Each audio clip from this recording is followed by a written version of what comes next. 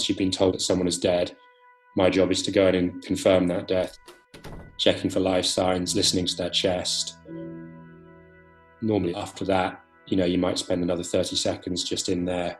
I suppose maybe saying goodbye to them in the sort of weirdest way, just acknowledging they've gone, and then you pull the sheet over their head. It seems so incredible that, what you're seeing is the culmination of someone's whole life.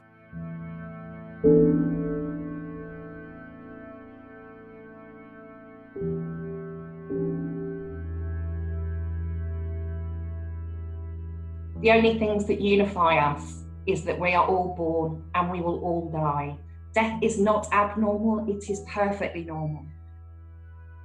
The best deaths, I guess, are those that are comfortable, peaceful. Even if someone is unconscious or confused, they may recognise a tone of voice, perfume, the touch of a hand. She quietly read him his favourite poem just at the moment when he died. His wife and his ex-wife spent the night sat in the hospital room drinking a bottle of wine with him. Just seemed a happy way to go. This afternoon, the Foreign Secretary said the lockdown across the UK will remain in place for now. He said deaths are still rising and we haven't yet reached the peak of the virus. The government's chief scientific advisor... Particularly in this area, the hospitals are full with COVID patients. A colleague described to me having seen someone in the morning who walked to the door who had died by that afternoon. I would get called to look at, 1 or 2 deaths, whereas now it seems like there's often 10 people dying each night in the hospital. I've had to look after a few patients. They were actively dying and they couldn't see the faces of anyone who was looking after them, including me.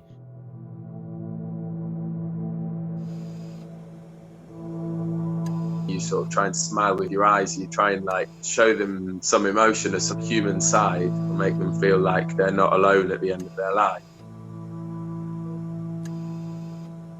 There was one Jamaican gentleman, we made the concession of allowing his elderly wife to come in and see him as he was dying.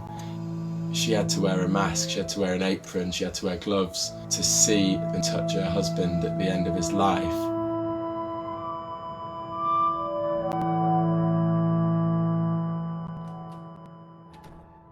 I got called to see a patient in the middle of the night who was very unwell. As I came in, his mobile phone was ringing. Before really doing anything else on that, we got moved on to focusing on his medical care and trying to optimise his oxygen. He passed away before the morning. I worried afterwards whether or not there's anything I could have done to make sure he could have spoken to his wife.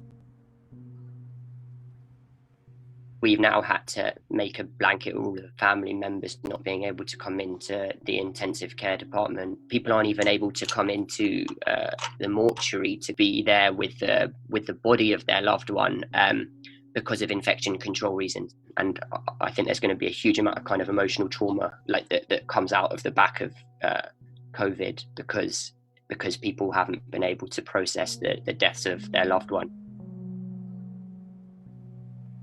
Some of the staff are struggling coming in and finding that their list of 10, 15 patients, there's only 2 alive, for example, after, literally one night.